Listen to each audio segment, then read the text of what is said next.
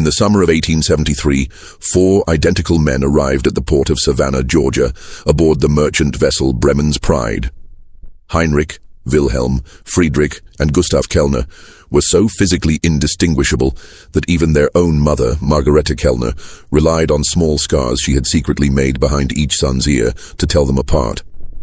What happened next would baffle local law enforcement and challenge everything the community believed about human identity. For over a year, witnesses would swear under oath that they had seen the same man in multiple places at impossible times, conducting business across town while simultaneously being observed miles away. The sheriff's office accumulated 43 separate witness testimonies, each describing encounters that defied physical possibility. When investigators finally uncovered the truth, they found something so disturbing that local authorities quietly buried the case to avoid public panic. The methods these brothers used were so unsettling that no scientific institution would agree to study their techniques, fearing the implications of what coordinated human deception could accomplish. Before we continue with the story of the Kellner family and their arrival in Georgia, make sure to subscribe to our channel for more dark historical mysteries like this one, and let us know in the comments what state or city you're listening from. We love hearing from our community of mystery seekers worldwide. The story that unfolded in Savannah would prove that sometimes the most frightening criminals are those who can make you question your own eyes. Savannah in 1873 was a city rebuilding itself after the devastation of Sherman's march to the sea. The port welcomed European immigrants with cautious optimism, especially those who arrived with apparent wealth and business credentials. The Kellner family presented themselves as prosperous Bavarian merchants seeking to establish import operations in the recovering South. Klaus Kellner, the family patriarch, was a distinguished man in his 50s who spoke English with only a slight accent and carried letters of introduction from German trading houses. His wife Margaret was a stern woman who kept to herself, managing household affairs while her husband pursued business opportunities. Their 4 sons, Heinrich, Wilhelm, Friedrich, and Gustav, were 27 years old and claimed to serve as partners in the family enterprise. The family rented a comfortable house on Bull Street and quickly established themselves among Savannah's merchant community. Klaus joined the local business association and began developing relationships with cotton factors, shipping agents, and warehouse operators. To their neighbors, the Kellners appeared to be exactly what the struggling local economy needed: foreign investors with capital and European connections. But there was something unsettling about the 4 brothers that even sophisticated businessmen couldn't quite identify. They were absolutely identical in appearance. Same height, same build, same wheat-colored hair, same pale blue eyes, even the same mannerisms and way of speaking. When dressed similarly, it was genuinely impossible to tell them apart. Mrs. Victoria Hammond, wife of a prominent cotton merchant, encountered the brothers at several social gatherings and later confided to friends that they made her uncomfortable. "It's not natural for grown men to be so identical," she told her husband. "When one speaks, the others nod at exactly the same moments. They finish each other's sentences in ways that seem almost rehearsed." The brothers adapted to Savannah's business environment with remarkable speed. Within weeks, they had established relationships with every major commercial enterprise in the city. Heinrich seemed to specialize in banking and finance. Wilhelm focused on shipping and transportation. Friedrich handled social connections, and Gustav managed what appeared to be family correspondence and record-keeping. Their business acumen was impressive, but their knowledge seemed too extensive for newcomers. They knew which merchants were struggling financially, which families had money troubles, which shipping schedules offered the best opportunities, and which local officials might be influenced by the right approach. Mr. Jonathan Whitfield, a respected cotton factor, noticed that Heinrich possessed unusually detailed knowledge of cotton markets and banking procedures for someone supposedly new to American commerce. "He speaks about our local business as if he's been studying it for months," Whitfield told his partners. "Either he's remarkably well informed or something peculiar is happening." The summer heat made business transactions sluggish and social interactions uncomfortable, creating an atmosphere where unusual occurrences could be dismissed as heat-induced confusion. It was in this environment that the first strange reports about the Kellner brothers began to surface. The first truly disturbing incident occurred on August 15, 1873, during a business meeting at the Cotton Exchange. Savannah's most prominent merchants had gathered to discuss crop forecasts and shipping arrangements for the fall cotton season. The meeting was supposed to be private, limited to established cotton factors and their trusted associates. At approximately 10 a.m., Mr.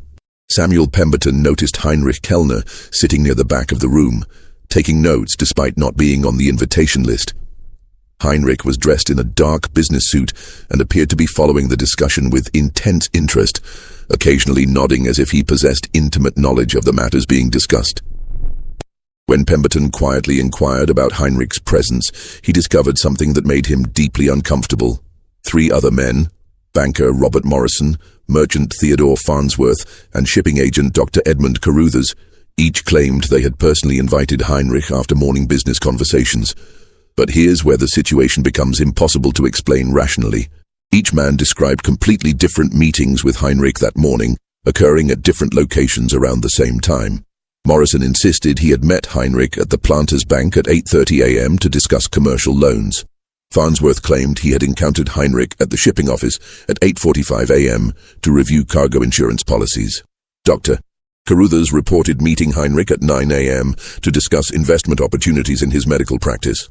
The physical descriptions all 4 men provided were identical: approximately 6 feet tall, lean build, well-groomed appearance, and wearing the same dark wool suit despite the August heat. Each noted that Heinrich spoke with a slight German accent and demonstrated sophisticated knowledge of their respective business areas. During the cotton exchange meeting, Heinrich approached various attendees with conversation that revealed impossible knowledge of their private affairs. He mentioned to banker Morrison that recent gold shipments had arrived safely, referring to information that was supposed to be confidential. He asked merchant Farnsworth about a contract dispute that had been settled in private negotiations just that morning. Most unsettling was Heinrich's conversation with Colonel William Vandenberg, a prominent cotton factor. Heinrich approached him during a break and said, "Colonel, I trust your Charleston business arrangements are proceeding smoothly. It would be unfortunate if complications arose with such profitable ventures." Colonel Vandenberg felt his blood run cold. He had indeed been involved in questionable deals in Charleston, transactions that could damage his reputation if they became public knowledge. The arrangements had been discussed only in private meetings that no outsider should have known about. "How could you know about such matters?" Vandenberg demanded. Heinrich smiled pleasantly. "In business, Colonel, information is valuable currency. Successful merchants learn to listen carefully and observe closely." As the meeting concluded, several attendees compared their experiences and discovered the impossible timeline. Heinrich had apparently conducted detailed business discussions at multiple locations across Savannah during overlapping time periods, each conversation requiring extensive knowledge and careful attention. That evening, an emergency gathering of prominent businessmen was called to discuss what they were calling the German situation. The consensus was that either they were all suffering from collective confusion or something very strange was happening that threatened their business security. Sheriff Marcus Redmond was contacted and briefed on the situation, beginning an investigation that would uncover one of the most sophisticated criminal schemes in Georgia's history. Sheriff Redmond's investigation began on August 20th, 1873, when he could no longer dismiss the mounting reports as simple business rivalry or immigrant prejudice. Armed with detailed statements from over a dozen prominent citizens, he decided to observe the Kellner family directly. The sheriff's first discovery was troubling. The brothers maintained schedules that seemed to defy physical limitations. His deputy, James Fairfax, reported observing Heinrich leaving the family's Bull Street house at 8 a.m., yet reliable witnesses consistently reported seeing him conducting business across town throughout the morning. "I watched him enter the cotton exchange at 9 o'clock, Deputy Fairfax wrote in his log. He remained inside for what appeared to be a 2-hour meeting. Yet during that exact time period, I received reports from trustworthy sources that he was simultaneously at the shipping office and the bank." Sheriff Redmond decided to confront the family directly. On August 25th, he visited their Bull Street residence, hoping to find reasonable explanations for what was becoming a public concern about basic reality. Klaus Kellner received the sheriff in a well-appointed parlor filled with European furniture and business correspondence. "Sheriff Redmond," Klaus said in accented English, "I understand there have been some misunderstandings about my son's business activities. I'm sure any confusion can be clarified." When the sheriff requested to speak with all 4 sons, Klaus seemed hesitant. "My boys maintain very busy schedules, Sheriff. They are currently engaged in various business appointments throughout the city. But within 30 minutes, all four brothers had returned to the house, arriving separately, but within minutes of each other. When questioned about their morning activities, their responses were perfectly coordinated. "We maintain detailed schedules to avoid conflicts," Heinrich explained smoothly. "Our business operations require careful coordination to ensure we don't duplicate efforts or create confusion among our clients." Sheriff Redmond noticed something deeply disturbing about their interactions. The brothers communicated through subtle signals, slight gestures, brief eye contact, and barely perceptible nods that seemed to convey complex information without words. Their responses to questions were perfectly synchronized, as if they had rehearsed every possible inquiry. When asked about specific business meetings, each brother provided detailed answers that matched witness statements about impossible simultaneous activities. They seemed to possess complete knowledge of each other's conversations and could seamlessly explain apparent contradictions in their schedules. "Mr. Heinrich," Sheriff Redmond said, "several reliable witnesses place you at the Cotton Exchange this morning from 9 to 11. Yet other equally reliable sources insist you were at the shipping office during the same period. How do you explain this?" Heinrich responded with unshakable confidence. "I believe there may be confusion about dates, Sheriff. Business meetings can seem similar when people recall them weeks later. If you check with those gentlemen again, I'm certain you'll find our schedules are perfectly consistent." But Sheriff Redmond had verified the dates and times with multiple independent sources. The encounters had definitely occurred simultaneously, yet Heinrich was responding as if such precision was perfectly normal. Over the following weeks, Sheriff Redmond expanded his investigation to include surveillance of the entire family. What he discovered revealed a level of coordination that challenged his understanding of human capability. Hidden in Klaus Kellner's study, the sheriff found business correspondence that used unusual terminology. Letters discussed client assessments, security evaluations, and opportunity schedules, language that seemed more suitable for criminal planning than legitimate commerce.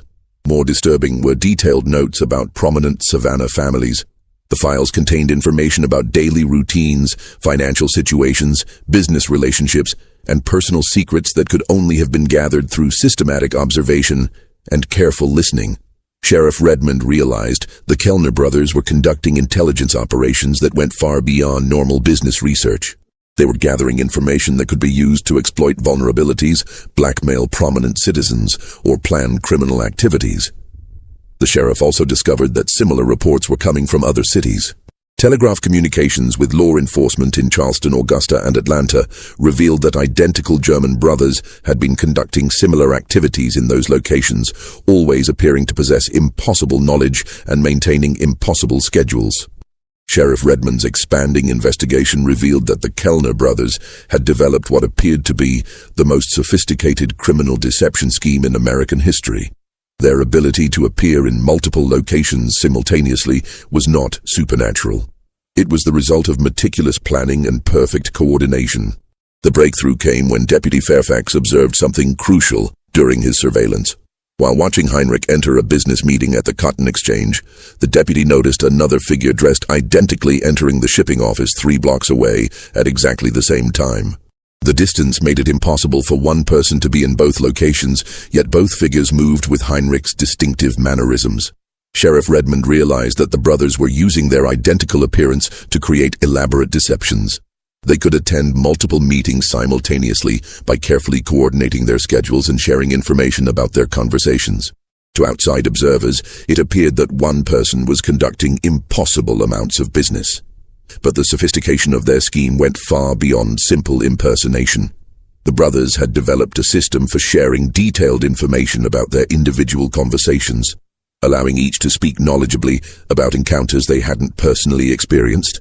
The sheriff's investigation revealed that they maintained detailed written records of every conversation, every piece of information gathered, and every business relationship established. These records were shared among all 4 brothers, creating the illusion that each possessed omniscient knowledge of Savannah's business and social networks. More disturbing was their systematic approach to gathering sensitive information. Heinrich focused on banking and financial intelligence, learning about loans, investments, and monetary transactions. Wilhelm specialized in shipping and transportation, documenting cargo schedules, warehouse operations, and travel patterns. Friedrich concentrated on social intelligence, attending gatherings where he could overhear private conversations and family secrets. Gustav managed their information-sharing system and identified opportunities for exploitation. Sheriff Redmond discovered that the brothers had been recruiting accomplices among Savannah's working class. Servants, clerks, dock workers, and delivery boys were being paid small amounts to report on their employers' activities, providing the brothers with insider information about prominent families' private affairs. The intelligence network they had created allowed them to know about business deals before they were finalized, family problems before they became public, and financial difficulties before creditors were informed. This advanced knowledge gave them enormous advantages in their business negotiations and social interactions. But Sheriff Redmond's most disturbing discovery was evidence that the brothers were planning to exploit their intelligence gathering for criminal purposes. Hidden documents suggested they were identifying targets for robbery, blackmail, and fraud based on the vulnerabilities they had discovered. Wealthy families who kept large amounts of cash at home, businesses with poor security, and individuals with secrets they would pay to protect had all been systematically catalogued. The brothers weren't just conducting unusual business practices. They were preparing for a coordinated criminal assault on Savannah's most prominent citizens. On October 10, 1873, Sheriff Redmond's fears were confirmed when the Vandenberg family became victims of the most precisely planned robbery in the city's history. The robbery of the Vandenberg mansion on October 10, 1873, demonstrated the full extent of the Kellner Brothers' intelligence-gathering operation. Colonel Augustus Vandenberg had been hosting a dinner party for Savannah's business elite when thieves gained access to his private study and opened his supposedly secure safe. The robbery was executed with surgical precision. The criminals knew exactly where to find the hidden safe, knew the combination that only the colonel and his wife possessed, and knew which specific items to take while leaving behind obvious valuables that would have slowed their escape. When Colonel Vandenberg discovered the theft the next morning, he was baffled by the thieves' detailed knowledge. "They took documents that could ruin me if made public," he told Sheriff Redmond. "But they ignored jewelry and silver worth twice as much. Whoever did this understood my business better than my own partners." Sheriff Redmond's investigation revealed something even more disturbing. Multiple guests at the dinner party reported seeing one of the Kellner brothers during the evening, despite the fact that no German family had been invited. Heinrich had apparently been moving through the house, engaging guests in conversation while systematically gathering information about the layout and security arrangements. Mrs. Adelaide Whitman, the colonel's sister-in-law, remembered speaking with a polite German gentleman who seemed to know everyone at the party. "He asked such intelligent questions about Papa's business," she recalled. "I thought it was charming how interested he was in our family's affairs." But other guests described encounters with the same person in different parts of the house at overlapping times. The butler saw him in the kitchen, asking about service schedules. The groundskeeper spotted him near the stable, inquiring about security routines. Several guests encountered him on the second floor, where he was supposedly admiring family portraits while actually studying the house's layout. Sheriff Redmond realized that the Kellner brothers had used their identical appearance to conduct reconnaissance during the dinner party itself. While one brother mingled with guests downstairs, others had been mapping the house's layout and identifying vulnerabilities. The precision of the robbery suggested months of preparation. The thieves had known which documents were most valuable, where they were stored, and how to access them without triggering the colonel's security measures. This level of planning required systematic intelligence gathering that went far beyond casual observation. Over the following weeks, similar incidents occurred throughout Savannah. Wealthy families found themselves victims of robberies that demonstrated impossible knowledge of their private affairs. Businesses discovered that competitors possessed information about their confidential operations. Prominent citizens received anonymous letters threatening to expose embarrassing secrets unless payments were made. Sheriff Redmond understood that the Kellner brothers had weaponized their intelligence network for systematic criminal exploitation. They weren't just unusual businessmen. They were sophisticated criminals who had spent months preparing for coordinated attacks on Savannah's most vulnerable targets. The sheriff decided to set a trap. He spread carefully crafted rumors about a wealthy merchant family planning to display valuable jewelry at an upcoming social gathering. Then he positioned deputies throughout the city to watch for any of the Kellner brothers conducting surveillance of the supposed target. What happened next confirmed Sheriff Redmond's worst suspicions about the brothers' capabilities. On the night of the fabricated event, deputies stationed at 4 different locations reported simultaneous sightings of Heinrich Kellner. At 8 p.m., he was observed near the supposed target house, apparently conducting reconnaissance. At the same time, he was seen at the train station, seemingly preparing to leave town. Deputies also spotted him at the docks, talking to ship captains about passage, and at a tavern near the German district, meeting with known criminal associates. Each deputy provided identical descriptions and was absolutely certain of his identification. The sightings were physically impossible for one person, yet the evidence was overwhelming. Sheriff Redmond realized he was dealing with criminal capabilities that challenged every assumption about law enforcement and criminal investigation. The sheriff contacted federal authorities, requesting assistance with what had become a threat to public order and commercial confidence. If the Kellner brothers could continue their operations with impunity, no business or family in Savannah would be safe from their systematic exploitation. On November 15, 1873, Detective Inspector William Carrington arrived from the Pinkerton Detective Agency with a mandate to solve what was becoming known as the Impossible Brothers case.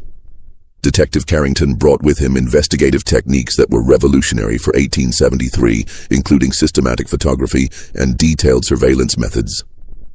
His first step was to establish round-the-clock observation of all 4 brothers simultaneously, something local law enforcement had been unable to accomplish.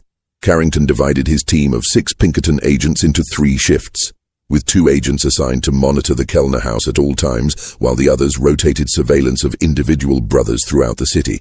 For the first time, law enforcement had enough manpower to track all 4 brothers' movements simultaneously and document their impossible coordination. The detectives' first major discovery came after just 3 days of professional surveillance. Agent Thomas Burke, positioned with a telescope on the roof of a building overlooking Bull Street, observed Heinrich leaving the Kellner house at 8:15 a.m. on November 18th. At precisely the same moment, Agent Michael Donovan, stationed near the Cotton Exchange, reported Heinrich entering that building for a scheduled business meeting. "It's impossible," Burke reported to Carrington that evening. "I watched Heinrich walk north on Bull Street at 8:15. He was wearing a dark blue coat and carrying a leather portfolio." Donovan swears he saw the same man entering the Cotton Exchange at 8:15, wearing identical clothing and carrying the same portfolio. The distance between these locations is 12 blocks. No man could cover that distance in 0 time. But Carrington's systematic approach revealed something even more intriguing. When agents compared their detailed written observations, they discovered that the brothers were following precisely timed schedules that created what appeared to be impossible simultaneous appearances. Heinrich would leave the house at exactly 8:15, arriving at the Cotton Exchange at 8:45 for a scheduled meeting. During that same 30-minute window, Wilhelm would arrive at the shipping office for his own appointment, but he would be wearing clothing identical to what Heinrich had been observed wearing when leaving the house. The detective realized that the brothers were not just using their identical appearance, they were coordinating their clothing, accessories, and even the items they carried to ensure that witnesses would describe identical details when questioned.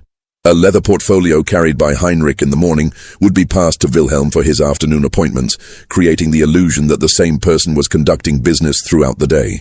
Carrington's team also discovered that the brothers had developed an elaborate system of communication that allowed them to share information about their individual conversations almost instantly.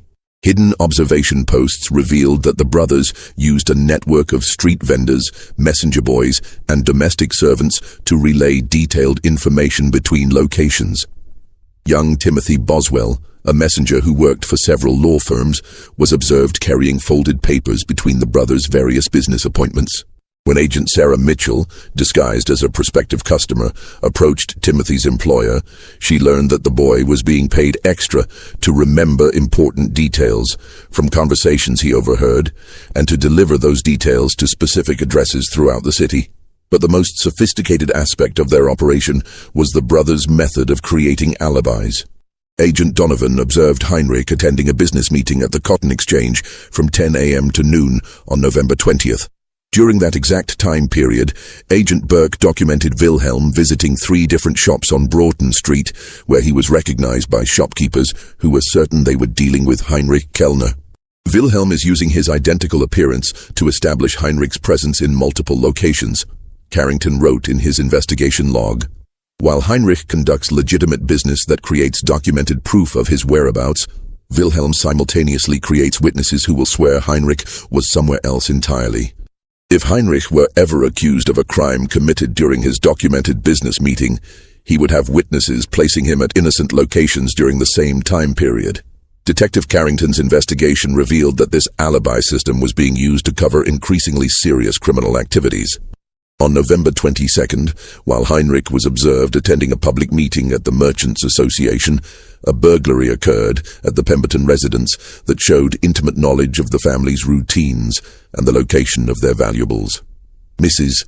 Evangeline Pemberton reported that the thief had accessed her jewelry box using a key that fit perfectly, suggesting someone had made detailed observations of her daily habits. The burglar had taken only the most valuable pieces while leaving behind obvious items that would have slowed an escape, behavior that indicated extensive advance planning. But multiple witnesses placed Heinrich at the Merchants Association meeting during the entire time when the burglary occurred. The meeting had been well attended, with dozens of prominent businessmen who could vouch for Heinrich's presence.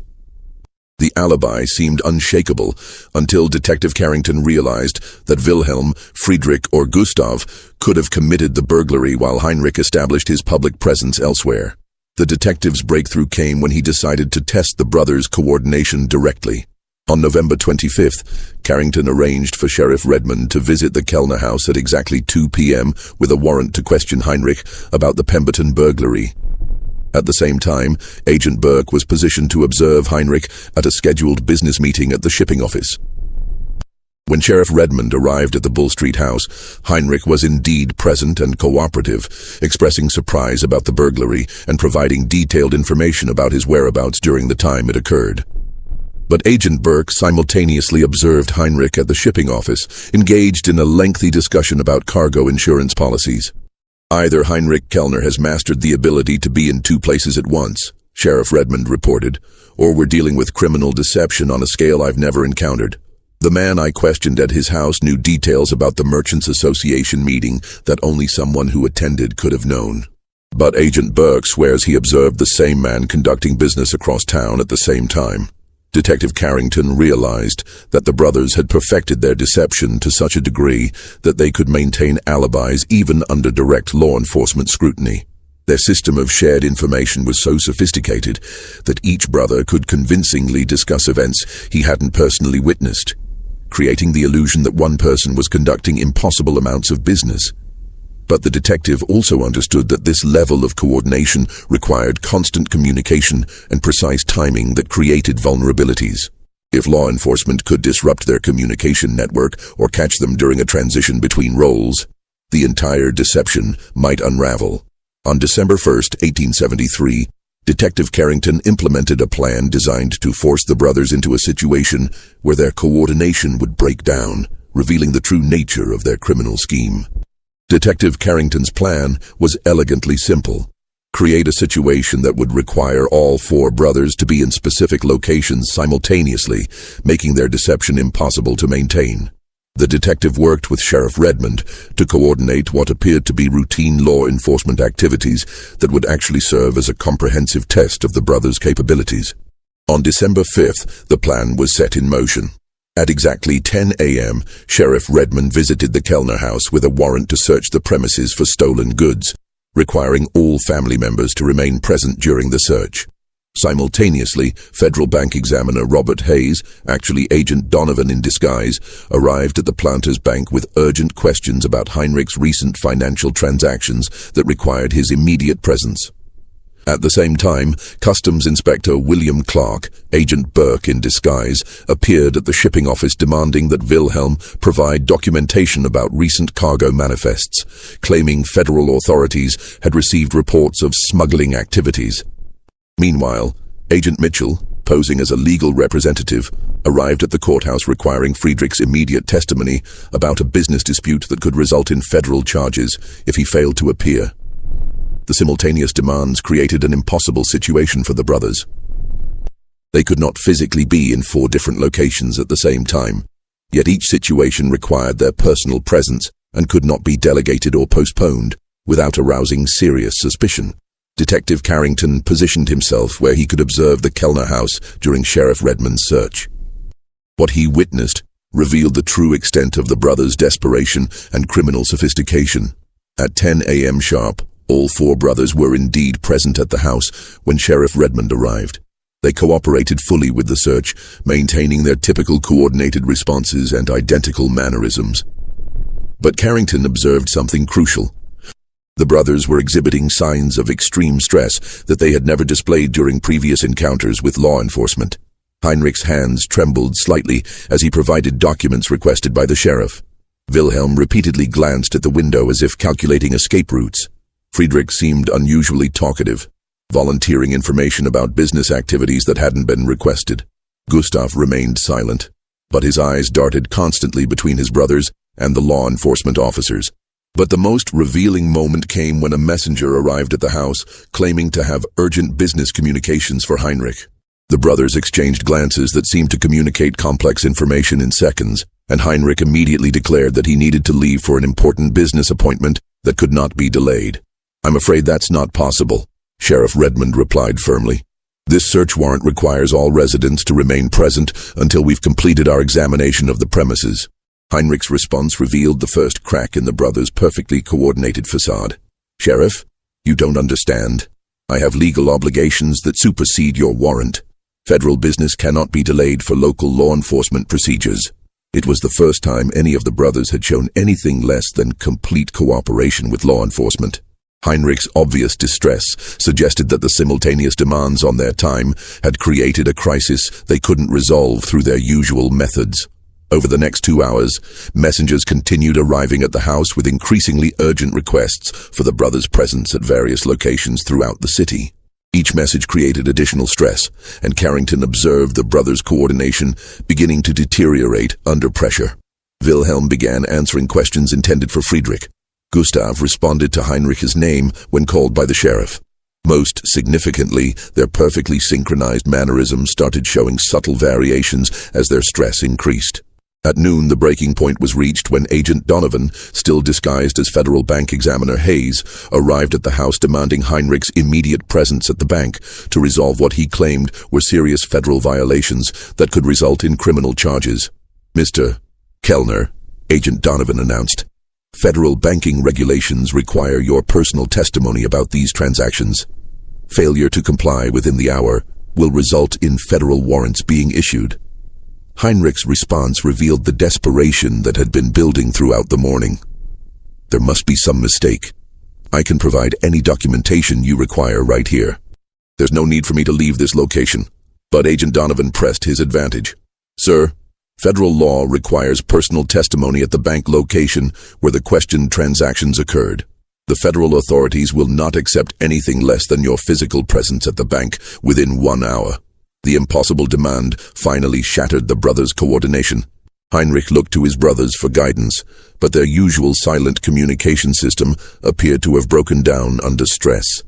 For the first time since the investigation began, the 4 brothers seemed like separate individuals rather than components of a coordinated unit.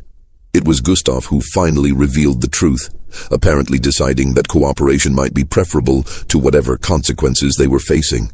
"Sheriff," he said quietly, "we need to explain something about our business methods." Gustav's decision to cooperate marked the end of the Kellner Brothers' 18-month criminal operation and the beginning of confessions that revealed the full scope of their sophisticated deception scheme. Over the following days, each brother provided detailed accounts of their methods, motivations, and the crimes they had committed throughout Savannah.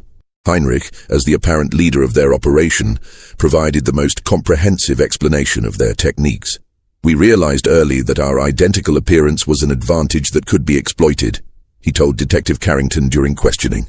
"If people couldn't tell us apart, we could create alibis and gather information in ways that would be impossible for normal criminals." Heinrich's confession revealed that the brothers had been planning their Savannah operation for over 2 years before arriving in the city. They had studied newspaper reports about the local business community, corresponded with potential accomplices, and even sent advanced scouts to gather preliminary intelligence about security and law enforcement capabilities. We chose Savannah specifically because it was large enough to provide substantial opportunities, but small enough that we could systematically map the entire social and commercial network, Heinrich explained. We needed a community where we could establish ourselves quickly, but where law enforcement lacked the resources to investigate complex criminal schemes. Wilhelm's confession focused on the practical aspects of their coordination. We developed a system of precise timing and information sharing that allowed us to maintain the illusion that one person was conducting multiple activities, he told Sheriff Redmond. Every conversation, every piece of information, every detail of our individual activities was recorded and shared with the others immediately. Wilhelm revealed that the brothers maintained detailed written logs of every interaction they had with Savannah residents. These logs included personal information, business details, family secrets, and vulnerabilities that could be exploited for criminal purposes. The information was so comprehensive that any brother could speak knowledgeably about relationships and conversations he hadn't personally experienced. We treated information like currency, Wilhelm explained. The more we knew about people's private affairs, the more we could manipulate them for our purposes. People trusted us because we seemed to understand their business better than their own partners. Friedrich's confession revealed the psychological aspects of their operation. We learned to study people's behavior, identify their weaknesses, and exploit their assumptions about identity and memory, he told Detective Carrington. People see what they expect to see. If they expected to meet Heinrich, they would interpret any of us as Heinrich, even if there were subtle differences. Friedrich described techniques they had developed for reading facial expressions, voice patterns, and body language that allowed them to gather information during casual conversations.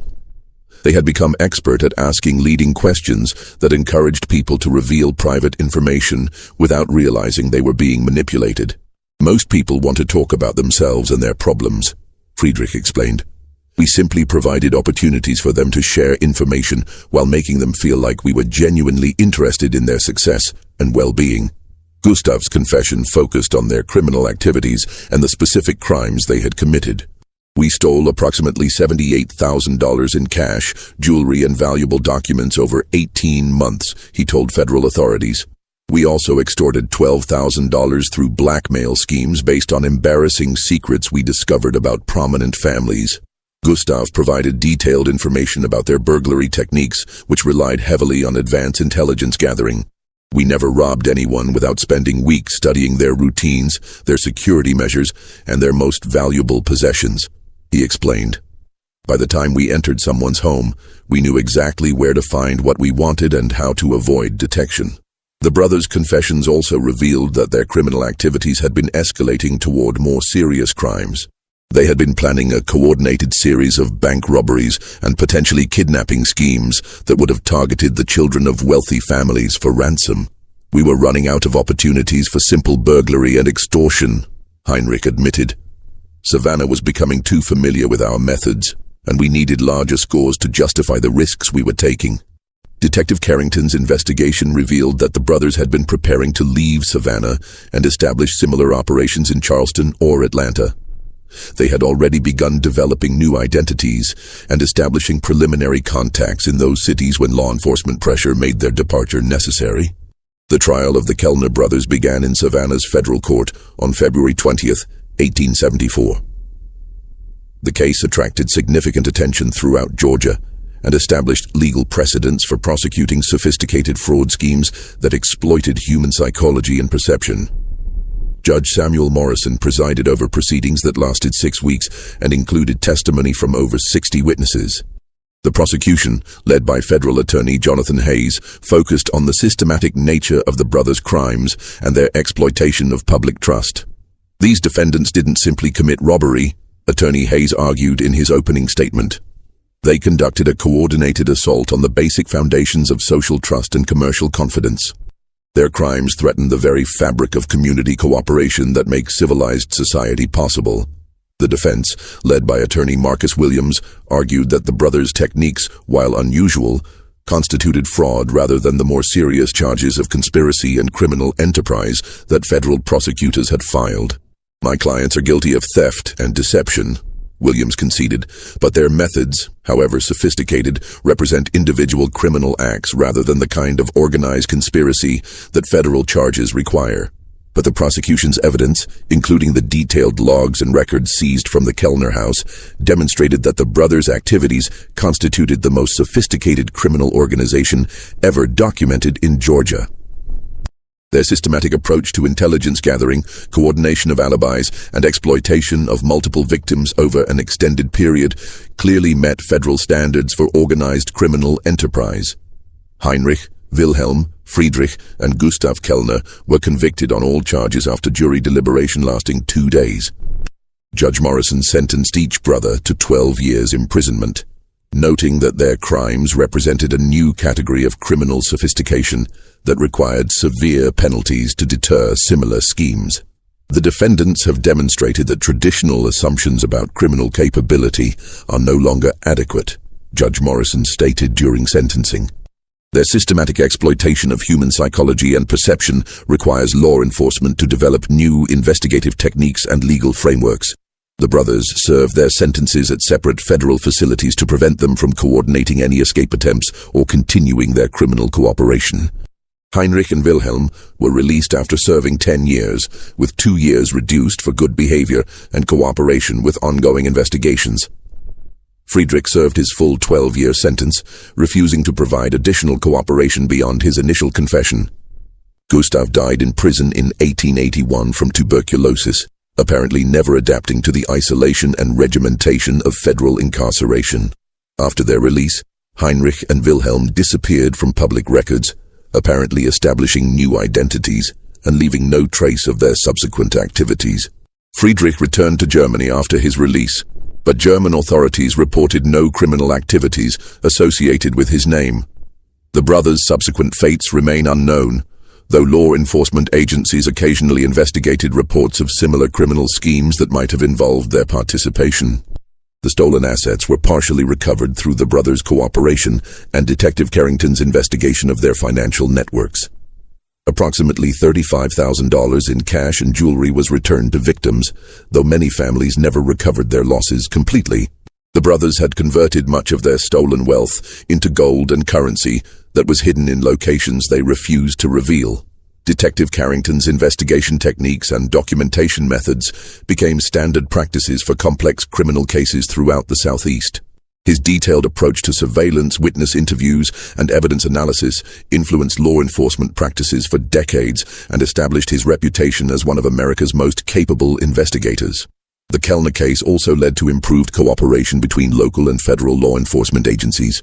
The sophistication of the brothers' crimes demonstrated that traditional jurisdictional boundaries were inadequate for dealing with criminals who operated across multiple communities and exploited weaknesses in communication between different agencies. Sheriff Redmond continued to investigate similar reports throughout the remainder of his career, but never encountered another criminal scheme that matched the Kellners' coordination and sophistication. The case became a reference point for evaluating other unusual criminal activities and remained an active part of law enforcement training for decades. The Bull Street house where the family had lived was eventually sold to a respectable merchant family, but it retained a reputation among locals as a place where unusual and disturbing events had occurred. Stories about the mysterious German brothers became part of Savannah folklore, though specific details were kept confidential to protect the privacy of their victims. This case demonstrates that the most dangerous criminals are often those who appear most trustworthy and respectable. The Kellner brothers used their identical appearance and apparent business credentials to gain access to information and opportunities that would have been impossible for obvious criminals to obtain. Their systematic approach to deception shows how human psychology and social assumptions can be exploited by determined criminals willing to invest time and effort in sophisticated schemes. What do you think of this story? Could such elaborate deceptions be carried out successfully today, or would modern investigative techniques make such crimes impossible? Leave your comment below and share your theories about this case. If you enjoyed this historical mystery, subscribe, hit the notification bell, and share with someone who loves true crime stories. Sometimes the most unsettling truths are those that show us how easily we can be deceived by appearances. See you in the next video.